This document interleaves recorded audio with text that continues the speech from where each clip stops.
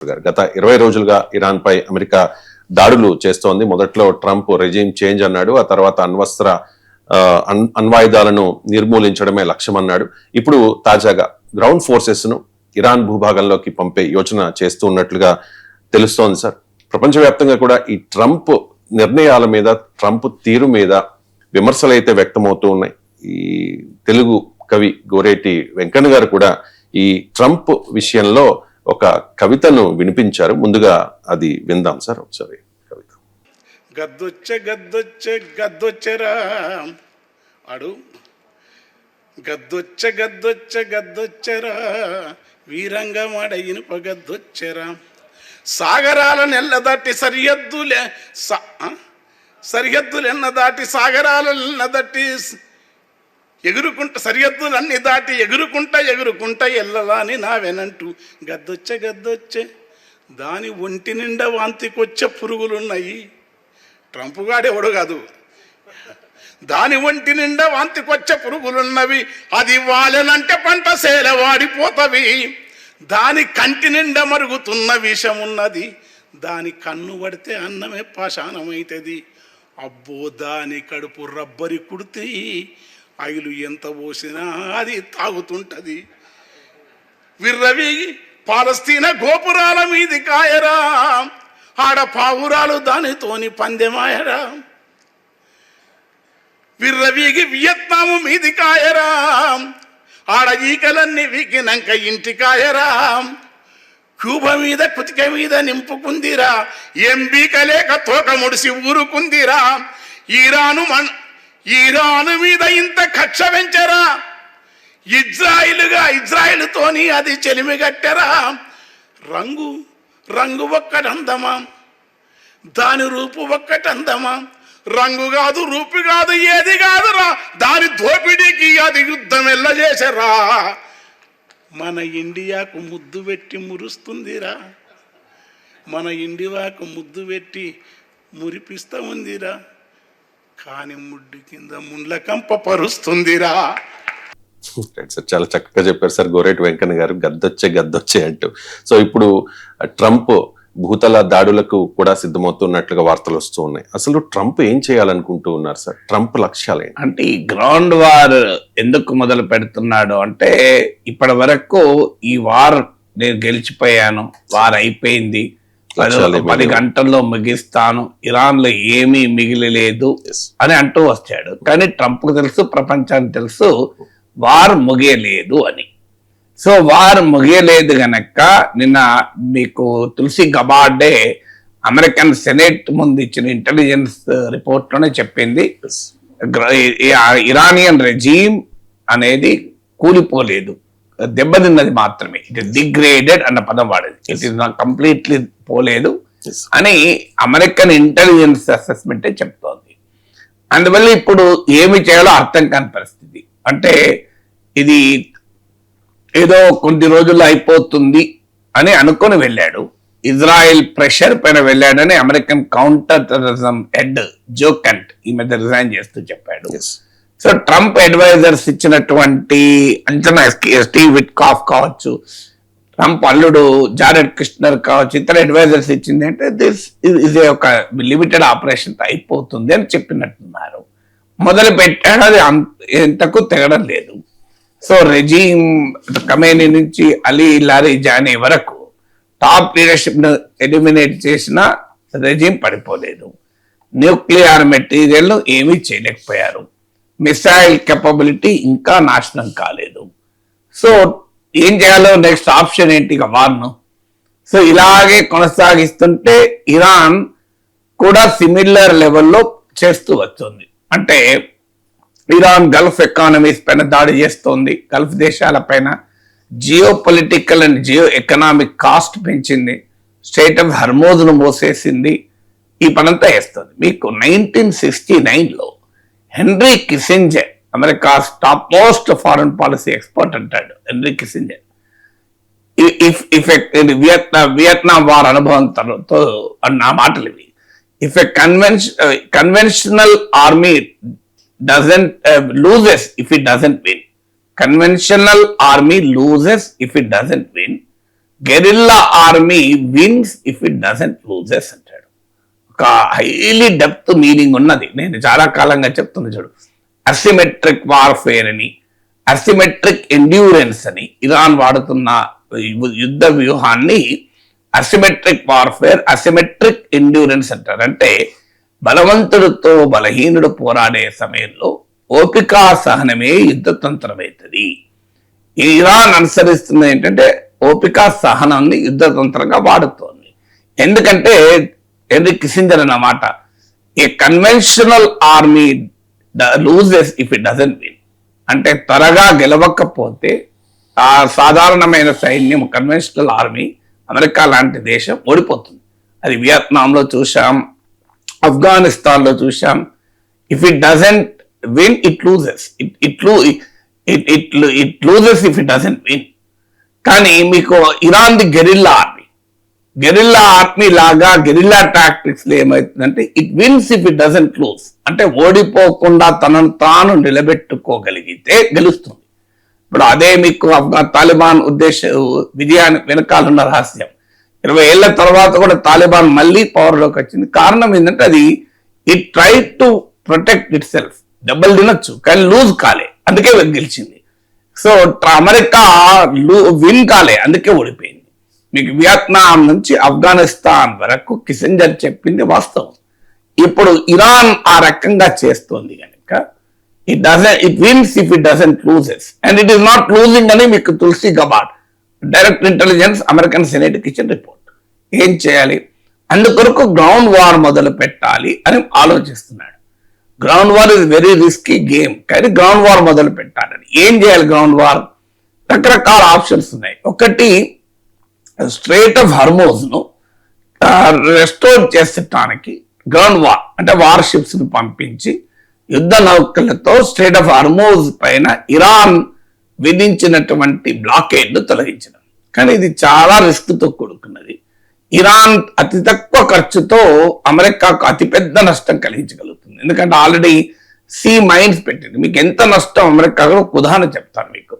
ఈ మధ్య American top warships 2 middle east లో ఉన్నాయి. ఒకటి యుఎస్ఎస్ అబ్రహాం లింకన్, రెండవది యుఎస్ఎస్ జెరాల్డ్ ఫోర్డ్ లో ఒక లాండ్రీ ఏరియాలో చిన్న ఫైర్ స్టార్ట్ అయింది. అది కారణాలు ఇరాన్ కాదు, but some reason fire start అయింది. అది ఇన్ని రోజులైనా కూడా ఫైర్ కంట్రోల్ కావడానికి చాలా రోజులు పట్టింది. దానితో అమెరికన్ సైనికుల బెడ్స్ ఒక 600 బెడ్స్ కాలిపోయినాయి. ఇవాళ మరో మార్గం లేక జెరాల్డ్ ఫోర్డ్ మళ్ళీ గ్రీస్ వైపుగా తిరుగు ప్రయాణం చేస్తుంది.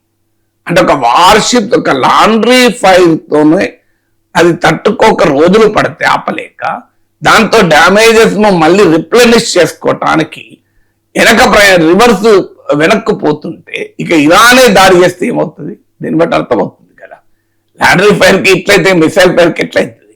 తర్వాత మీకు సీ మైన్స్ పెట్టింది స్టేట్ ఆఫ్ హర్మోజ్ పైన ఇరాన్. ఆ సీ మైన్స్ ఏంటంటే భారీ నష్టం. ఒక చిన్న ల్యాండ్ మైన్ తో మనం నక్సల్ పోలీస్ ఆపరేషన్ చూసేవాళ్ళని చూడండి. మావోయిస్టులు ఒక చిన్న ల్యాండ్ మైన్ పెట్టేవాళ్ళు, 100 మంది జవాన్లు అటువైపు వెళ్తూ ఆ ల్యాండ్ మైన్ పేరు మొత్తం చనిపోయేవారు. సో అందువల్ల సీ మైన్స్ పెట్టారు. చిన్న స్పీడ్ బోట్స్ అటాక్ చేయొచ్చు. స్ట్రెయిట్ ఆఫ్ హర్మూజ్ ఒక తీరం వైపుగా పర్వతాలు ఉంటాయి, పర్వతాల నుంచి అటాక్ చేయొచ్చు. సో ఇరాన్ గెరిల్లా దాడులకు బలి కావాల్సి వస్తుంది. అందువల్ల వార్షిప్ పంపిస్తే ఆ రిస్క్ ఉంది. అదొక పాసిబిలిటీ ఉంది. అంటే స్ట్రెయిట్ ఆఫ్ హర్మూజ్ ను మిలిటరీని పంపించి ఇప్పటి వరకు ఇరాన్ 20 రోజులుగా స్ట్రెయిట్ ఆఫ్ హర్మూజ్ బ్లాక్ చేసి గ్లోబల్ ఆయిల్ సప్లైస్ దెబ్బతిని, గ్లోబల్ గ్యాస్ సప్లై దెబ్బతిని, global oil prices 50% $70 per barrel నుంచి $120 per barrel చేరుకున్నా ఇప్పటికీ American naval ship strait of Hormuz enter కాలే. ఎందుకు ఎంటర్ కాలంటే నేను చెప్పిన రిస్క్ వల్ల. ఇప్పుడు చెప్పిన రిస్క్ చూడండి, ఆ సీ మైన్ రిస్క్ ఉంది, పర్వతాల వెనకాల నుంచి అటాక్స్ ఉంది. ఈ షిప్స్ టర్న్ కావాలంటే ఇరాన్ ఐలాండ్స్ కు అపోజిట్ లో టర్న్ కావాలి, యూ టర్న్ తీసుకోవాలి. సో ఈ రీజన్స్ రీత్యా అటాక్ చేస్తానికి ఈజీ ఇరాన్ కు. అందుకే అమెరికన్ నావల్ షిప్స్ ఎంటర్ కాలే. సో అందువల్ల వార్ షిప్స్ పంపి స్ట్రెయిట్ ఆఫ్ హర్మూజ్ ను లిబరేట్ చేయాలి అన్నది ఒక ఆప్షన్. రెండో ఆప్షన్ ఏంటంటే కర్గ్ ఐలాండ్ ఇరాన్ కు ఉన్నటువంటి export hub. Iran 90% of exports Kharg island నుంచే వెళ్తాయి. ఎందుకంటే ఇరాన్ తీరంలో వాటర్ లోతుగా ఉండదు. కర్గ్ ఐలాండ్ దగ్గర వాటర్ చాలా లోతు ఉంటుంది. అందువల్ల మీకు షిప్స్ తీరం దాకా రాగలుగుతాయి. అందుకే ఇరాన్ ఆయిల్ పెద్ద పెద్ద ట్యాంక్ భారీ షిప్స్ కర్గ్ ఐలాండ్కి వస్తాయి. అందుకే కర్గ్ ఐలాండ్ పైన ఇరాన్ ది అతిపెద్ద స్టోరేజ్ ఫెసిలిటీ కూడా ఉంటుంది. సో అందువల్ల ఇటీవల కర్గ్ ఐలాండ్ మిలిటరీ ఇన్ఫ్రాస్ట్రక్చర్ పైన ట్రంప్ అటాక్ చేశారు. సో ఎనర్జీ ఇన్ఫ్రాస్ట్రక్చర్ ముట్టుకోలేదు, మిలిటరీ ఇన్ఫ్రాస్ట్రక్చర్ చెప్పాడు. ఇప్పుడు సెకండ్ ఆప్షన్ ఏంటంటే గ్రౌండ్ ఫోర్సెస్ ను పంపి కర్గ్ ఐలాండ్ ను స్వాధీనం చేసుకుంటే ఇరాన్ ఎక్స్పోర్ట్స్ ను తన చేతిలోకి పెట్టుకోవాలి. అంటే ఇరాన్ లో ప్రభుత్వం మారాల్సిన అవసరం లేదు. ఇరాన్ ఇప్పుడు సేమ్ వెనిజులా మోడల్. వెనిజులాలో ఇలా ఆయిల్ అమ్ముకోవాలంటే అమెరికా చెప్పినట్టే వెనిజులా అమ్ముకోవాలి. సో అలా ఇరాన్ ఆయిల్ ఇండస్ట్రీని ఇంతకుముందు గోరెట్టి వెంకన్న పాటలో చెప్పాడు కదా, దాంతో ఒక రబ్బర్ కుడితి అందులో ఎంత ఆయిల్ పోసినా పోతూనే ఉంటది అని. సో అలా ఆ అమెరికా రబ్బర్ కుర్తులో వెనిజులా ఆయిల్ సరిపోవడం లేదు, ఇప్పుడు ఇరాన్ ఆయిల్ కూడా పోయవచ్చు అనేది ట్రంప్ లక్ష్యం. అది రెండవ పాసిబిలిటీ కర్గ్ ఐలాండ్. సో దాన్ని మరి ఇరాన్ అంత సులభంగా వదులుకుంటుందా అనేది క్వశ్చన్ ఎలాగ ఉంటుంది. థర్డ్ ఐలాండ్ లక్ష్యం ఏమై ఉండాలి అంటే ఇరాన్ లో 450 kilograms ఆఫ్ 400 మీకు ఆ టెక్నికల్ ఎట్లున్నా ఇరాన్ కు అతి కీలకమైన అణుబాంబులు తయారు చేయగలిగిన యురేనియం ఎన్రిచ్ అయింది 60%.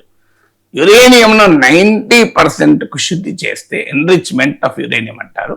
అది వెపన్ గ్రేడ్ మెటీరియల్ అవుతుంది. వెపన్ గ్రేడ్ మెటీరియల్ అయ్యటానికి 60% నుంచి 90% పెరగాలి. ఇది అమెరికన్ ఎక్స్పర్ట్స్ ప్రకారం ఒక 1 or 2 weeks లో చేయగలుగుతుంది అని.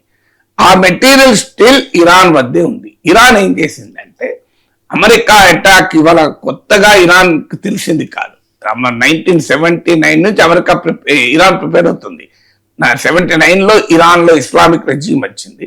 ఇస్లామిక్ రెవల్యూషన్ ఈ 47 years నుంచి ఇరాన్ ఈ వార్ ఎక్స్పెక్ట్ చేస్తుంది.